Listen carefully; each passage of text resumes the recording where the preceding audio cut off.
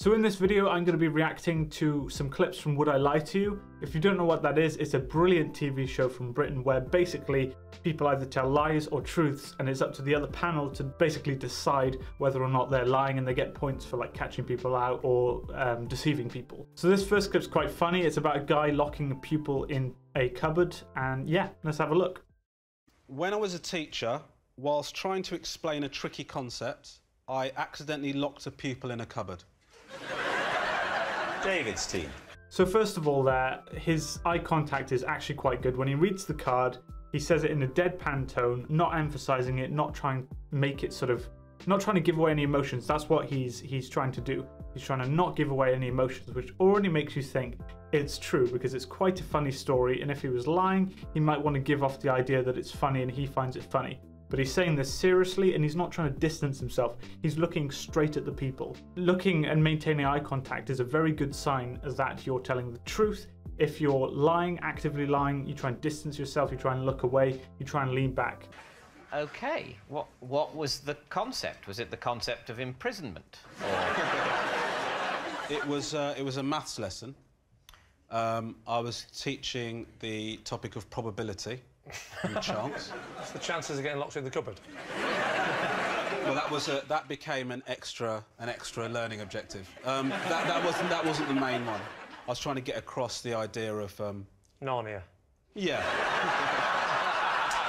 Notice how everything he's saying again is in deadpan tone. He's trying not to give off emotions, which shows that he's trying to hide something. Now, if he was lying about it and he knew that it was a lie what he was saying, you'd be trying to go along with it. You'd be trying to react to the crowd. You'd be trying to sort of convince them by responding to everyone else laughing and making jokes. But he's there, laid back, serious, sincere. He's trying to give off the impression that he's thinking, he's calculating, which I think he is. But yeah, that trying to hide your body language, it does seem to be quite truthful. You know, I think he's telling the truth in this situation.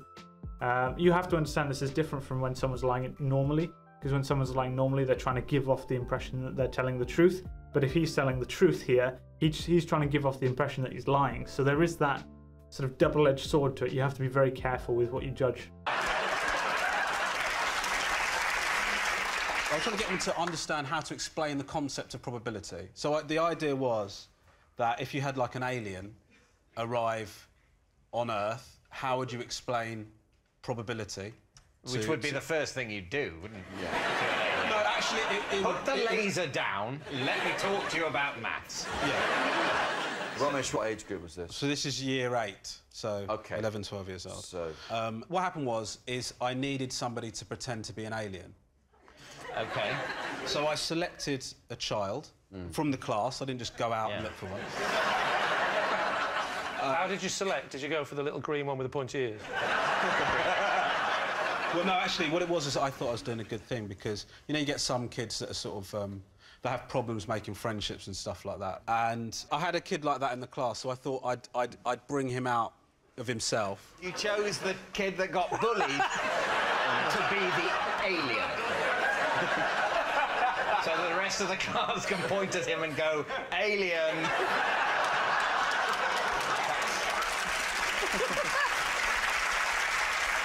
I mean, to be fair, I thought we were just playing a game. I didn't realise this was an Ofsted inspection. So basically what it was, I was trying to make it realistic. OK. So I said to him, why don't we pretend this cupboard is like a transformation chamber? You know, right. You go in the cupboard, you go in as a boy. Oh, it's just getting worse, isn't it? One of my kids came home from school and described this scene. I'd be down that school like a shot. And how surprised would you then be to see that teacher on the BBC a few years later? In the current climate, not surprised at all. Basically, I said to him, you're going to go into the cupboard, you're going to transform into an alien. What was the concept again he's trying to teach the kid? Probability. So another thing here, he does a lot of looking up and looking to the side. Now these are cues that someone's remembering something. Now it's silly to say, you know, if you look up to the left or you look up to the right, it means something specific. It doesn't. Usually people have their own cues and it deviates slightly from average to average, basically. So someone might look up when they're remembering something, someone might look left, right. It doesn't matter. Looking sideways and up is a sign of remembering or thinking. And when this guy's telling his story, he's looking up, he's thinking. Now, you could say that that's while he's thinking and constructing a lie, but these are about details that aren't, like, if you were trying to tell a lie, you would refrain from telling these details because there's no point in making it complicated. That just means that you have more, you're expanding the web out, that it's difficult to manage. People, when they're lying, like to tell something simple and stick to that and try not to, like, go off on tangents. He's recalling information that's unnecessary, that kind of makes it sound funny in a way. But again, important to note, they are trying to deceive you, so it might be a case that he's trying to make it complicated to make them think he's telling a lie when he's actually telling the truth. So bear that in mind. But yeah, he's doing a lot of remembering and a lot of thinking, which does indicate that what he said is true. Probability. Yeah. We haven't got to that bit yet. We're going to find out when he steps out. Right now we're trying to find out how to transform to an alien right now. That's what we're looking forward to. We're looking forward to him coming out. Okay. We never get that far, do we? What am I talking about? At the next Ofsted inspection, a small skeleton was discovered. And they said, what are the chances of that? And they said, well, interesting, you should ask that. What were you going to do, though? That's what I want to know. If he hadn't got locked in, what were you going to do? The idea was that he was going to come out and be the alien, and then I was going to get different kids to... different kids to... Don't lose confidence. So, I was going to get different kids to explain to him what probability was. So he was going to be like the dummy alien, and then like he'd be like... Boo, boo, boo, and then... Never to be bullied again. No, I can't help feeling that I'm a little bit under attack here. It's all right, because you may be lying, in which case you're off the hook. Why does it help to understand probability, to get children to explain it to an alien? So basically, in order to get the idea that a kid understands a concept, them explaining it, and that explanation... Another sign that he's telling the truth is his open body language. What that means is basically body language that conveys that you're confident in what you're saying. So I'm doing this now, I'm doing hand gestures. That shows that I think I know what I'm talking about and I'm confident in showing that information to you. When he was explaining himself, he does open body language, not excessively. He only does it in certain points. So that, again, basically says that what he's telling is truthful and that he's expressing it in a confident way. If he was willingly telling a lie and this wasn't true, you'd expect to see something different. So when explaining concepts, you might expect distancing behaviors, so leaning back and trying to distance yourself from the situation, and also pacifying behaviors. But he doesn't do that. Instead, he expresses it with open body language and, yeah, makes it look like he's telling the truth. Being clear illustrates that they have learnt it completely. So Romesh, you've sort of left it at he's in the cupboard. He got in. Yeah. What happened? I realised I couldn't open the door to let him out. So I sort of started looking around for other teachers to help me. And they said, actually, the cupboard, it can be opened from the inside. The problem came when I said to him, you're going to have to come out the cupboard, just open it from the inside. And he replied, yeah. Because he was being an alien. Right. So that extended the problem. And he was in there for 20 minutes. So he came out in the end, he eventually opened it, he came out and... Well, the lesson was ruined. What are you thinking, David? I do know that Romesh used to be a maths teacher. Oh, okay. Right. So, and that, you know, education's loss was show business's gain.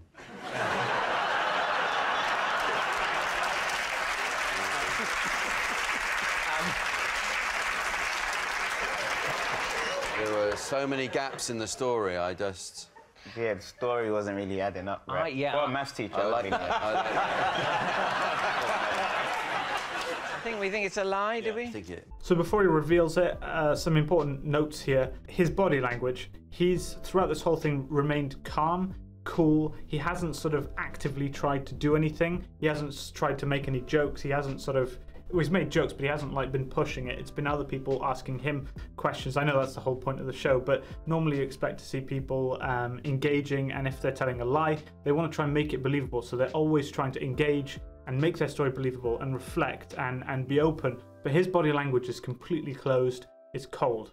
Now, he does do open body language, of course, with his hands when he's gesturing, when he's talking about the topic which he's confident in, and he's telling the truth. That says he's telling the truth. But then this whole time, look how, you'd have to form a baseline, but look how cold he is. Look how little movement he does. Now, that very, very strongly shows that he's trying to suppress himself because he wants them to think he's lying. He wants them to think he's lying because he'll get a point for that. So, yeah, clever, but I can see right through it. You'd expect someone who's telling a lie to be trying their best to make them believe it. So actively in there, trying to talk about things, making the details quite simple and believable. I get that he's telling the truth from this. Might be. It's a lie for all of you. Okay, Romesh, truth or lie? The story is true.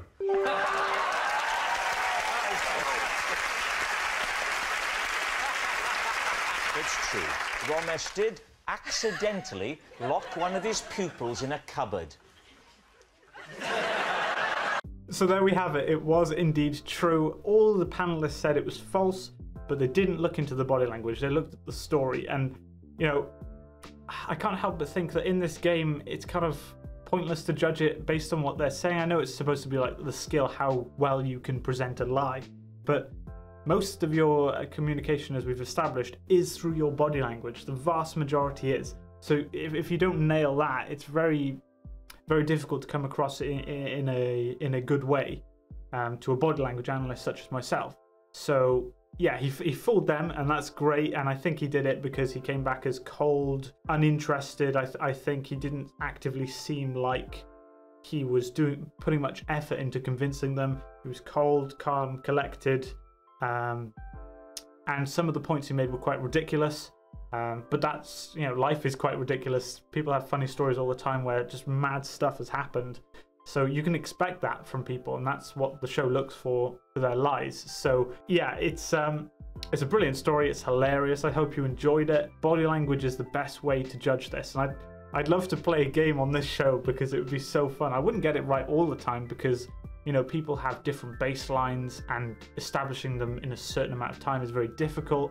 So you'll get it wrong a couple of times, or you won't be able to detect because it could be 50-50. But with this guy, I was pretty sure, yeah, he's telling the truth, but he's trying to make himself look like he's telling a lie by not engaging, by not displaying sort of an active interest. But, he doesn't distance himself. He looks up when he's remembering, which is a strong sign that you're actually remembering something factual.